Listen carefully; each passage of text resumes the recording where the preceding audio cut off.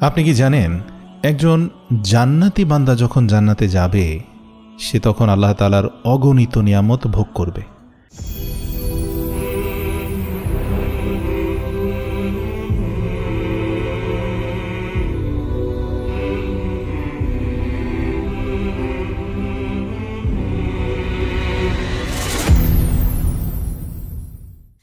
জান্নাতে তার কোনো দুঃখ কষ্ট থাকবে না, জান্নাতে তার কোনো অতৃপ্তি থাকবে না। কিন্তু আপনি কি জানেন জান্নাতের এত নিয়ামত পাওয়ার পরেও জান্নাতীদের মনে সেদিন কোন জিনিসের আফসোস থাকবে? প্রিয় দর্শক, জান্নাতীরা সেদিন আল্লাহ তাআলার কাছে ক্ষমা প্রার্থনা করবে এবং বলবে, হে আমাদের রব, আমি তোমার আরও বেশি ইবাদত করতে না পারার জন্য আমাকে ক্ষমা করে দাও। আমাকে সেই রাত্রিগুলোর জন্য ক্ষমা করে দাও যে রাতগুলো আমি ঘুমিয়ে কাটিয়েছিলাম। আমাকে সেই দিনগুলোর জন্য ক্ষমা করো যে দিনগুলোতে আমি মানুষের সেবা করার ক্ষেত্রে খুব অলস ছিলাম। সেই সময়গুলোর জন্য আমাকে ক্ষমা করো যখন আমি জানতাম যে আমি তখন আপনার ইবাদত করতে পারি কিন্তু আমি তা করিনি। আমাকে সেই মুহূর্তের জন্য ক্ষমা করে দাও যখন আমি আমার মেজাজ হারিয়ে ফেলেছিলাম, যদিও আমি জানতাম যে আমি যদি সেই রাগের মুহূর্তে ধৈর্য ধারণ করতে পারি তাহলে আপনি আনন্দিত হবেন। হে আল্লাহ, আমাকে ক্ষমা করুন। আপনার আরও বেশি ইবাদত করতে না পারার জন্য আমাকে ক্ষমা করুন।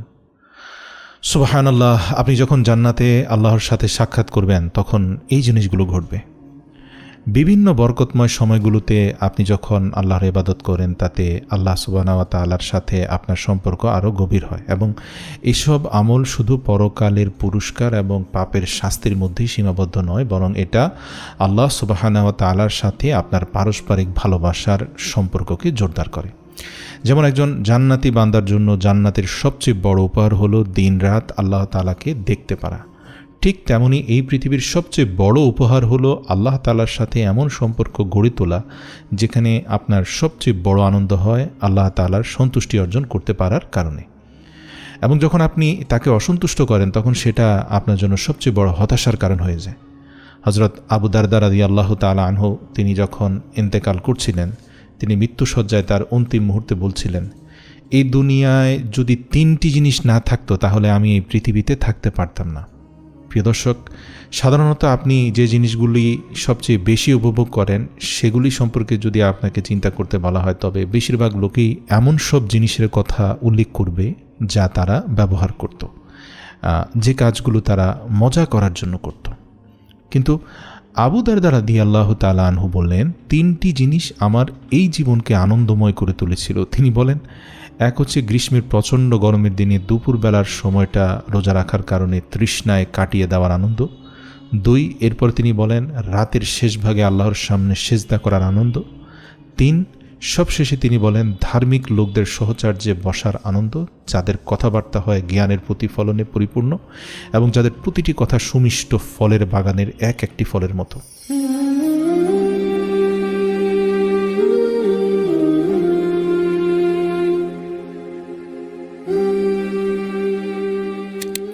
আবু দারদা রাদিয়াল্লাহু তাআলা আনহু এই দুনিয়াতে তার আনন্দের কারণ হিসাবে এই 3টি জিনিসের কথা বলেছেন। তাহলে আপনি কি মনে করেন পরকালে তার আনন্দ কিসে হবে?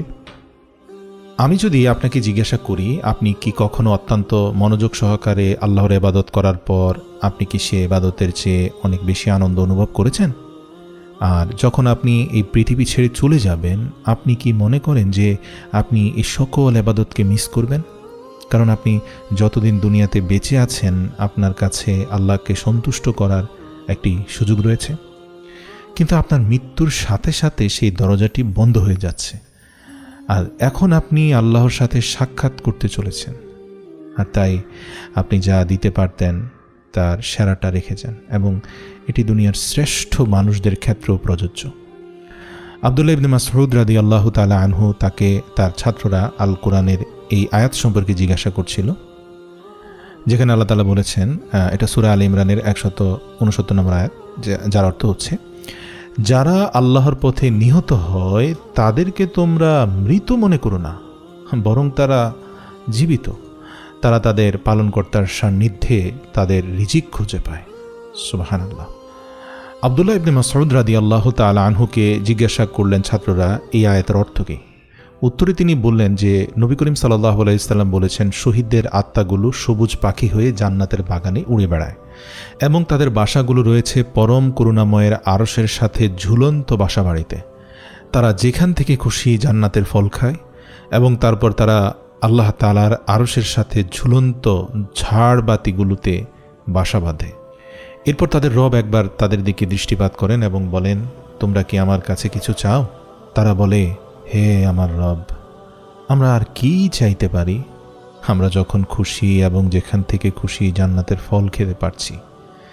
তারপর আল্লাহ তাআলা তাদেরকে আবারও জিজ্ঞাসা করবেন, তোমরা আমার কাছে কিছু চাও? এবং যখন তারা দেখবে যে আল্লাহ তাআলা তাদেরকে বারবার জিজ্ঞাসা করছেন এবং আল্লাহর কাছে চাইতে বলছেন, তখন তারা বলবে, হে আমাদের রব, আমরা চাই যে আপনি আমাদের দেহে আমাদের আত্মাকে আবার ফিরিয়ে দিন, যাতে আমরা আবারও আপনার রাস্তায় শহীদ হতে পারি, আমরা যাতে বারবার আপনার সন্তুষ্টির জন্য জীবন দিতে পারি। এবং যখন আল্লাহ তাআলা দেখবেন যে এর বাইরে তাদের আর কোনো চাওয়া নেই, তখন আল্লাহ তাআলা তাদেরকে জান্নাতে আনন্দের সাথে ঘুরে বেড়ানোর জন্য ছেড়ে দেবেন।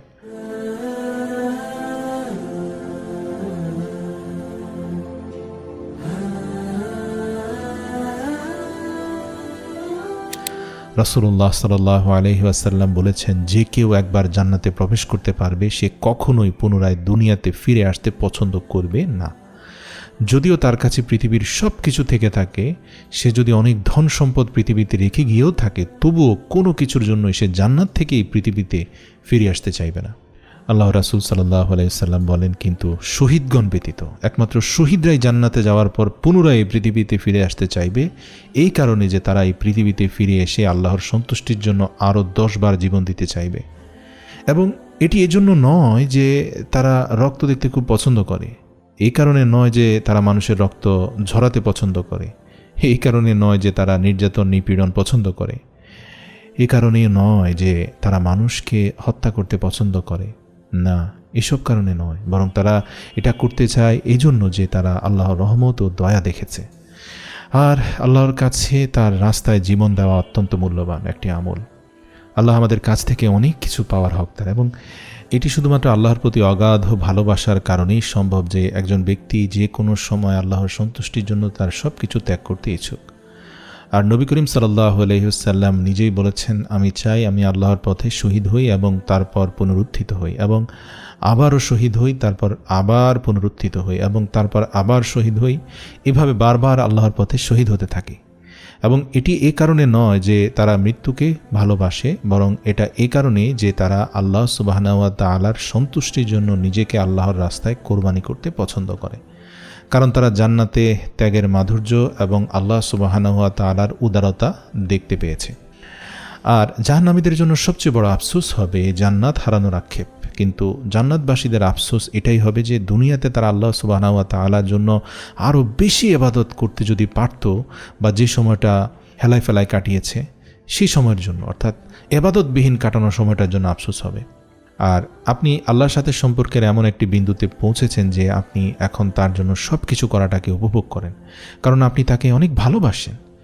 এর মানে এই নয় যে আপনি আল্লাহর কাছ থেকে কোনো পুরস্কার চান না, বরং এর মানে হচ্ছে এখন আপনার কাছে সবচেয়ে বড় পুরস্কার হলো এটা যে আপনি জানেন আপনি আল্লাহ তাআলাকে খুশি করছেন। আর আপনার একটাই আফসোস যেটা আপনি জান্নাতে করবেন, সেটা হলো আল্লাহ তাআলা আমাদের জন্য যা কিছু করবেন তার বিনিময়ে আমরা তার জন্য কিছুই করতে পারবো না, কারণ আল্লাহ তাআলার নিয়ামতের যথাযথ প্রতিদান এবং শুকরিয়া আদায় করা আমাদের পক্ষে কখনোই সম্ভব নয়। يا أيتها النفس المطمئنة ارجعي إلى ربك راضية مرضية فادخلي في عبادي وادخلي جنتي